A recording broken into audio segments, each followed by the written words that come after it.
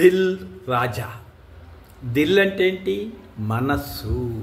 దీన్నే ముస్లిమ్స్ దిల్ అంటారు. దిల్ రాజా అంటే దిల్కి రాజు. మెలకువలో మనసు ఉంది దిల్.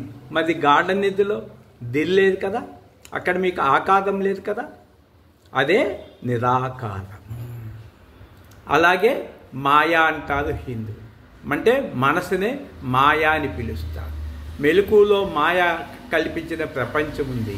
గార్డెన్ నిధిలో మాయ లేదు కదా, అక్కడ కూడా నిరాకారమే. క్రిస్టియన్స్ సాతాను అంటారు. సాతాను అంటే దాన్ని కూడా మనసే. అంటే దానికి 3 పేర్లు: దిల్లు, మాయా, సాతాను. గార్డెన్ నిధిలో నిద్రపోయిన తర్వాత వారికి కూడా నిరాకారమే కదా.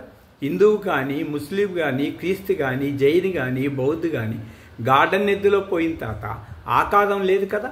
అక్కడ చెప్పండి, మీ మతాలు చెప్పండి, ఏ ప్లేసో చెప్పండి. చెప్పలేదు.